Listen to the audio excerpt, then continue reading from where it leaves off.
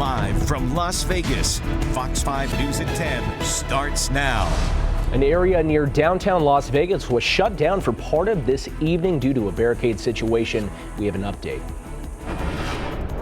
Over 700 teaching positions unfilled as Clark County schools open up the new school year. Hear from teachers on how it'll impact them and their classes.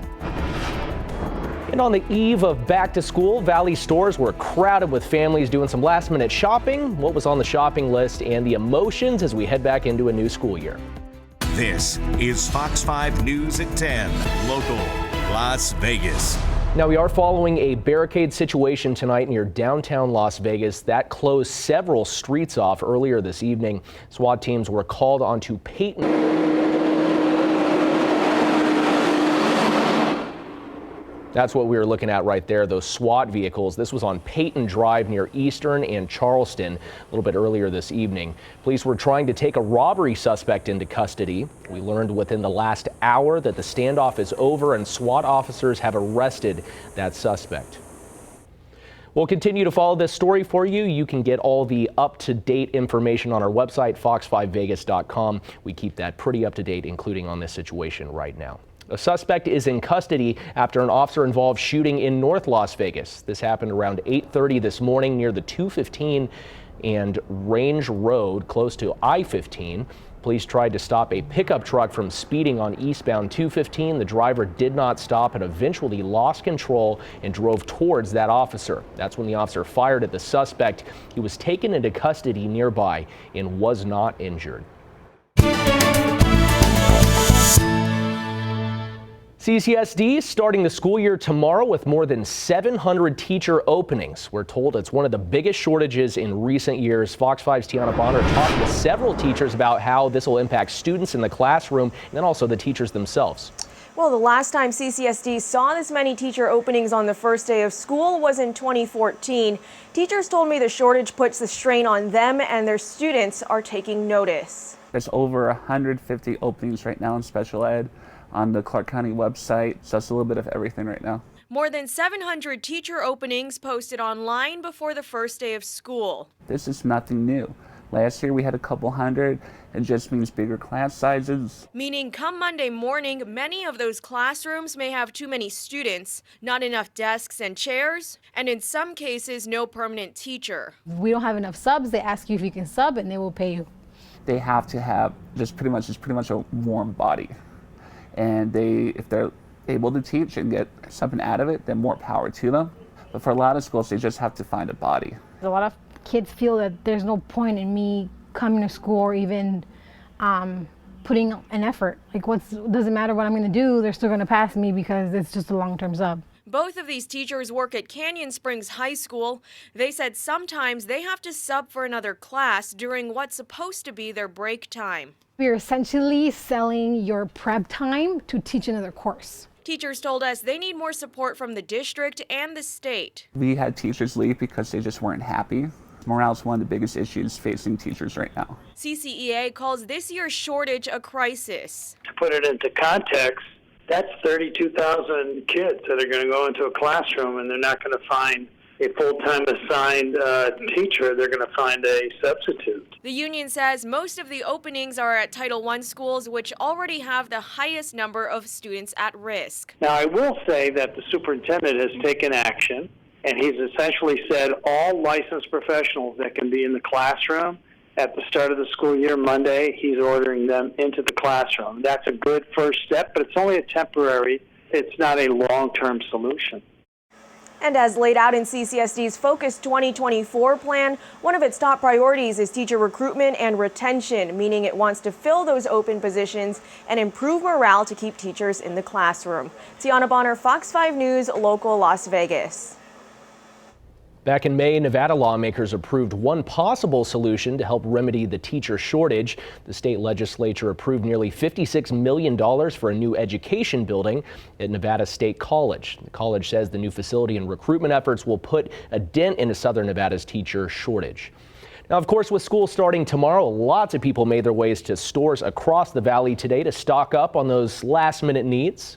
Got to get pencils, backpacks, got to get a whole lot of stuff, paper, Notebooks, pencils, folders, basically all the basics. A backpack, highlighters, erasers. I like the dad just standing there nodding his head. The parents say it was a hectic time, especially with busy stores like Target and Walmart today, but it was mixed emotions for children and parents alike. Obviously happy the kids get to go back to learning, go back see your friends, but I remember as a kid, you were always kind of bummed whenever summer break was over. Right now, we have Les here in studio with a first look at weather. Les, we were kind of chatting before the show. Yep. You were saying fairly nice tomorrow, but what about later this week? Very nice weather tomorrow. It's going to be seasonal, which is very nice. We're going to have sunshine, calm winds for the most part. However, as we get into the middle of the week, daytime highs are going to be shooting right up there, and we'll be flirting with temperatures around 108, 109 degrees. But let's talk about what's going on for today and tonight. You're looking from the StratCam, looking down on X Screen, one of the rides that's up on the Strat, and we've got a temperature of 89 degrees right now, south-southeast wind at 5 miles per hour, humidity just 10%, the dew point temperature 26 degrees. We hit a high today of 100 degrees. That's 3 below where we should be, and well below the record set back in 1940 when it was 116. Some temperatures across the country today: 82 at Boston, we had 86 in Washington, Atlanta 96 degrees, over at Reno 84, San Francisco 84, and Los Angeles 74 degrees. Your satellite radar loop, it's dry.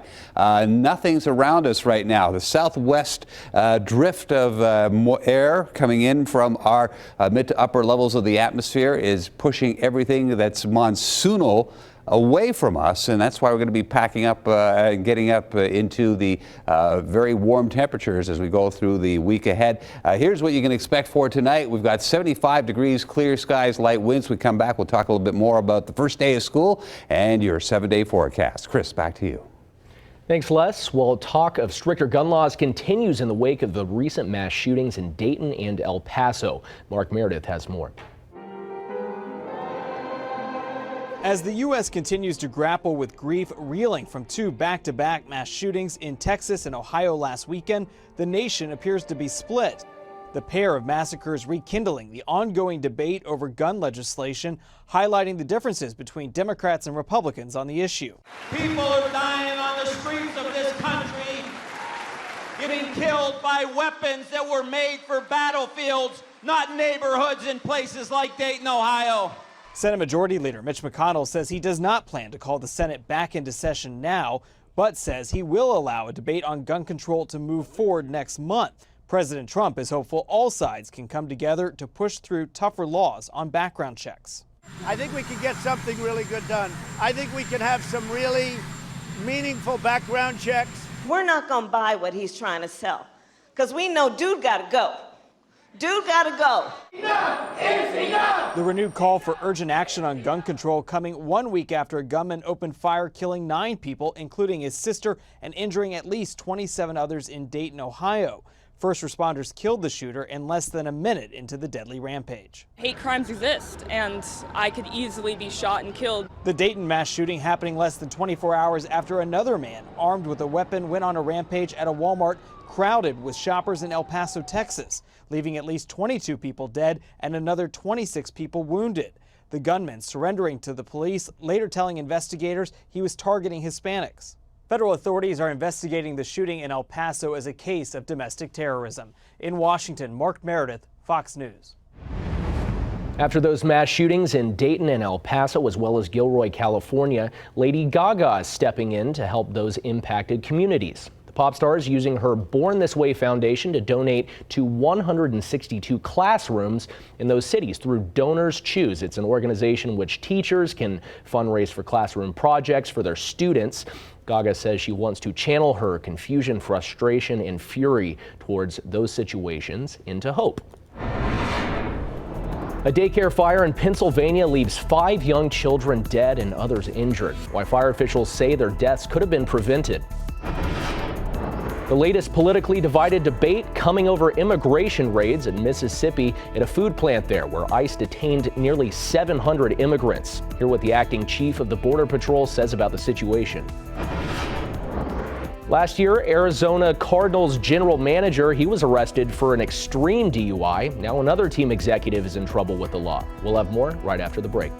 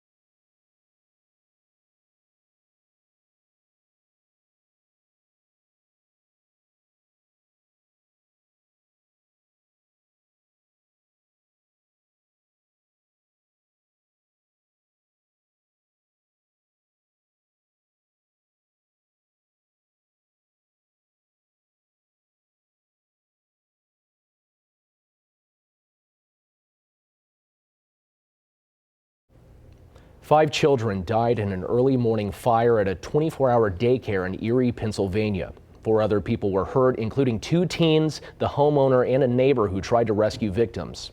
A mother who went through the fire and suffered burns to her lungs tried to drive herself to the hospital but crashed her car while en route. She's now recovering at a Pittsburgh hospital. Oh my gosh, I couldn't even experience. And then knowing it was a daycare and it was daycare kids, I can only imagine. I have 3 of my own. Fire chief said investigators found only 1 smoke detector that was up in the home's attic. He said if the home had the proper number of smoke detectors, most, if not all, the people there could have survived. Days after the ICE sting that took almost 700 people into custody, both sides of the political aisle are still debating the raid. While some see it as helpful to immigrants, others calling it a campaign of terror. Jillian Turner has more. It's been 4 days since ICE carried out what analysts are calling one of the largest immigration stings in close to a decade. Hundreds of immigration officers descended on 7 Mississippi food plants Wednesday and took nearly 700 people into federal custody.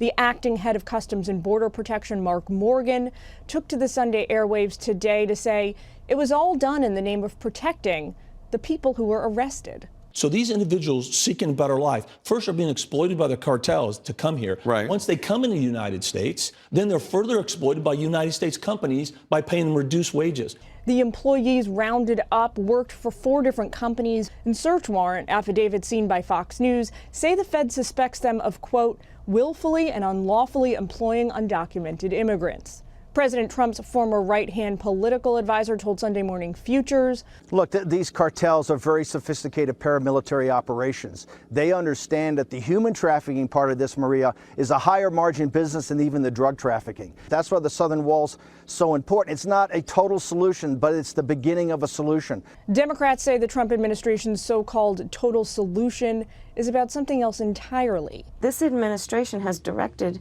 DHS to conduct these raids as part of what I believe is this administration's campaign of terror.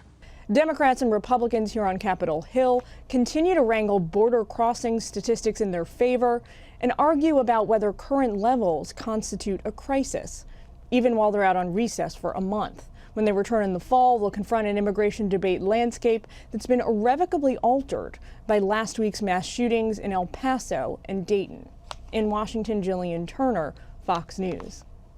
The executive vice president and chief operating officer of the Arizona Cardinals was arrested late last night. Ron Miniger was charged with DUI in Chandler, Arizona, after he was caught speeding and driving in a bike lane.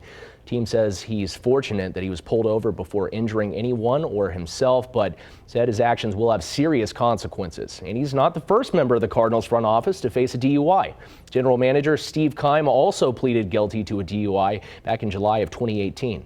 The man accused of sexually assaulting a woman at Bunker Park back in June is due in court this week. Police say Ortiz Winfrey assaulted a woman who was walking back to her car. The woman told police Winfrey threatened her with a box cutter, saying he'd kill her if she didn't comply. Winfrey initially denied anything happening. He later changed his story, saying the victim propositioned him. He's scheduled for an arraignment, and that'll be this Tuesday. A CCSD teacher and coach at Mojave High School is also expected in court later this week. Abraham Gonzalez faces charges including kidnapping, child abuse, and sale of a controlled substance. Police say more charges could be added. Gonzalez is due in court on Thursday. Now, Fox 5 weather 24/7. Well, school days begin tomorrow, and we are going to be setting up for some very nice weather to start the school year. And then as we get into the middle of the week, daytime highs are going to be shooting up. Right now, we've got a temperature of 89 degrees with a south-southeast wind of 5 miles per hour. Humidity at 10%. The dew point temperature 26 degrees. Bottom line, it's dry out there. Nothing like we should be experiencing because it's the monsoon season. So we got seasonal temperatures for Monday. It's going to get very hot on Wednesday and Thursday. And here's the good news, it'll start to cool back down by the time we get to next weekend. Here's a satellite radar loop. You've got everything well to the east of us, and we've got that dry air and that weather pattern that is allowing for that dry air to continue to funnel into the southwest, not bringing us much in the way of relief from the dry conditions for the next several days. So we got clear skies for tonight, lots of sunshine for tomorrow. We will start the week off with a seasonal daytime high, and then it starts to just go up. Tomorrow morning at 7 o'clock, we're looking at 78 degrees, 85 by the time 8 o'clock rolls around, and at 9 o'clock the temperature will be near 88 degrees. So from seasonal we go into warmer temperatures starting Tuesday, but even Tuesday's not too bad. It's going to be Wednesday on into Thursday where we're going to really see the high pressure continue to expand, build, and heat up, and that's going to shoot our daytime highs up dramatically. And as we take a look at our water vapor loop now, you can see just how dry it is. All the moisture is well to the east, stretching more so toward Texas, and you have here's the monsoon trying to get north, and it's not having very much luck. So the dry air will continue all week long, and as we head on into Thursday, we'll still be under hot conditions with the temperature starting to move back down by the time we get on into Friday and into the weekend. Here's a look at our future track showing us anything that may even resemble rain or clouds for the week ahead. We're not going to see much of either one of those with the weather pattern that we have set up for us right now. Here are some numbers for you. Tomorrow morning at 8 o'clock, we're going to have a temperature of about 84 degrees. At noon, 97. And as we head on into the afternoon, when Fox 5 News at 5 is on, 102 degrees. Our sunrise tomorrow, it's getting later and later, and we're going to be seeing it coming up at around 5:56 when the temperature will be near 76 degrees. And the UV index for tomorrow is rated at 10, which is very high. Again, skin damage can occur within 15 minutes. The kids are going to be out tomorrow for recess and the like. So yeah, riding the bike to school. Riding the bikes to school. So make sure they have their sunscreen on. 102 for tomorrow, 105 on Tuesday.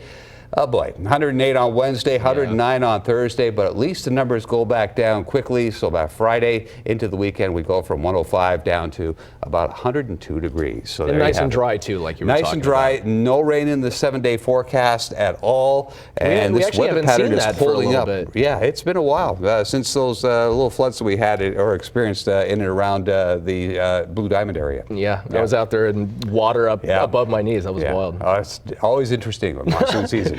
Awesome. Yeah. Thank you, Les. All right. Appreciate it, sir. Well, Hobbs and Shaw knocked The Lion King off the top of the box office throne last week, but could the Fast and Furious spinoff hit #1 again? Find out in our box office report. And it's the only award show where the winner gets a surfboard in lieu of a trophy. Find out some of the notable winners from this year's Teen Choice Awards.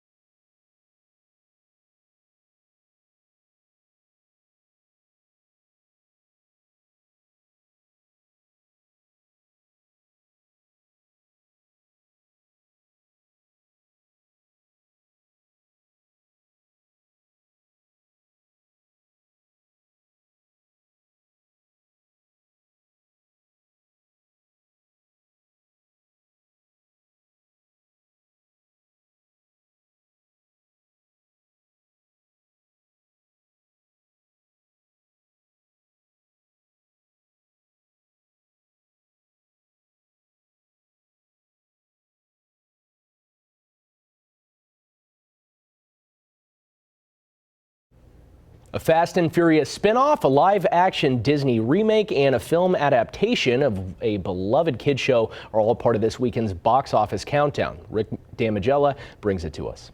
Hey, Randy. Cliff. So you still with Rick, huh? Still here. Once Upon a Time in Hollywood dropped from 3rd down to 5th on ticket sales of $11.6 million.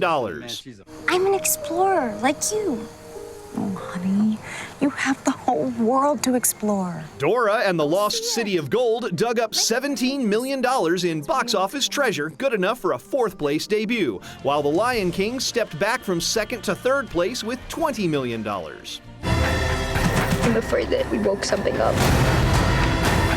Scary Stories to Tell in the Dark performed at the high end of pundits' predictions, opening in 2nd with $20.8 million.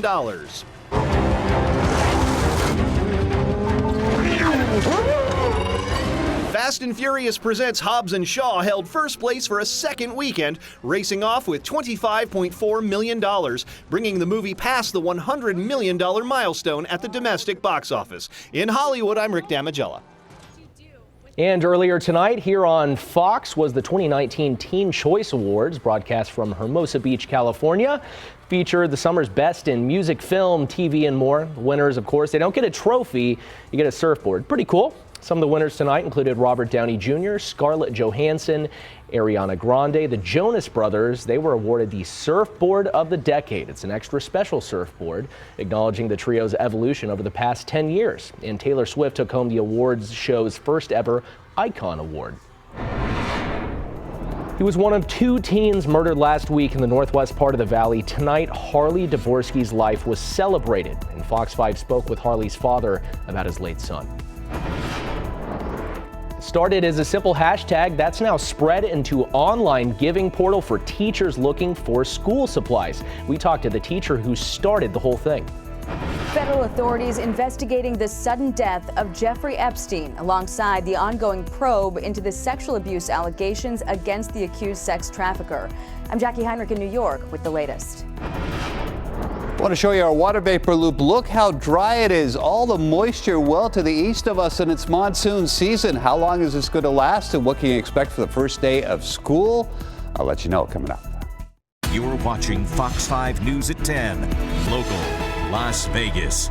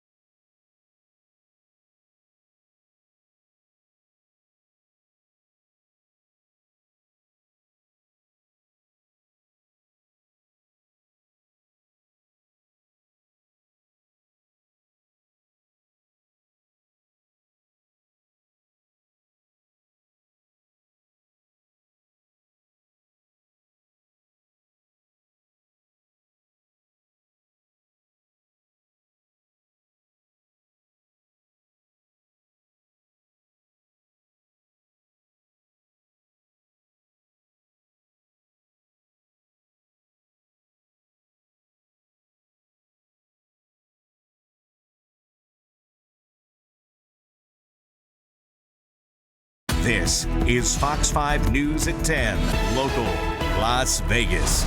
Well, school starts tomorrow, but thousands of teachers will be going back into the classroom without their contracts settled. The teachers union, CCEA, is fighting for pay raises along with better benefits and more resources in the classroom. The union's executive director told us CCSD trustees met behind closed doors on Thursday night and would like to resume negotiations with the union on Wednesday. A rep from the union says they expect to see at least some changes on the table. We believe the money's there. You know, our members are you know, they're frustrated. They expected to start the school year knowing that had been resolved, and it hasn't. So there isn't much patience left, but in good faith, we're going to listen to what they have to say Wednesday. If the school district and CCEA cannot reach a deal, the union says it will lead a strike. Well, school starts tomorrow, and CCSD is trying something new this year with their busing. Right now, it's only a pilot program at Spring Valley High School, but they're giving kids the option of riding RTC buses instead of more traditional school buses. It's free, just like riding the normal school bus, but the kids get a fully fledged RTC bus pass they can use to go anywhere in the city. Obviously, safety is priority number one for parents, so I asked Spring Valley's principal about it this week. As a parent, I feel that my child would be more safe on an RTC bus with cameras at every angle, is under camera, monitored continuously. And RTC has guaranteed us that they will have bus monitors that they contract with that will be in the area in case there was any other concerns about safety. A transportation official with the district told me about CCSD's problem staffing enough bus drivers, and the short-lived decision to cut all dean positions earlier this summer highlights the district's ever-looming budget issues. Spring Valley's principal told me if this pilot program is successful, could potentially help tackle both. Potentially for every 50 students who opt in, I believe the district's going to save somewhere between $6,000 and $10,000. But if we can actually cancel an entire route where it's not even needed anymore, it's $60,000 that we're saving for the Clark County School District. Now, if you've been on Twitter recently, you might have seen this hashtag. It's called Clear the List. It's gone totally viral, shared by thousands and thousands of teachers, literally all over the world at this point, posting online requests for school supplies. It's that same idea as the teachers sending home a little list on the first day of school, you know, tissues, markers, the stuff classrooms need here in Clark County. But it was started by a fourth grade teacher in Texas, and today I talked with her about how a simple hashtag is now helping schools all over the world. You can be a part as just a normal citizen, not actually in education yourself, and still be a part of helping classrooms across the country and across the world now. And that's probably the coolest part. I mean, you can and you should help the teachers that you have right now. But even if you're well out of school and, you know, Mrs. Wilson from 6th grade needs pencils, you can help her out too. I love that. Loved ones remembering the family of 2 teens killed in the northwest part of the valley. Harley was the rock of this family, man. He was everything to this family. He was friend, family, brother, cousin, everything. Son. He was my best friend. That's Harley Dvorsky's dad. His family invited Fox 5 to a celebration of life for him tonight. Metro police say Harley and his friend Tim Bailey, both 19, were inside a house when 19-year-old Chance Underwood walked in and killed them. Harley's dad has a message for the shooter. To the person who I know you know, and when you look into my eyes that did this to my son, I know you know the pain and the roar you caused through the ripples of the wave that you just unreleased. And I know you'll get yours. And we'll be all here waiting for that. The families of both Harley and Tim will be holding a candlelight vigil at Desert Breeze Park tomorrow night. That'll be at 8 p.m.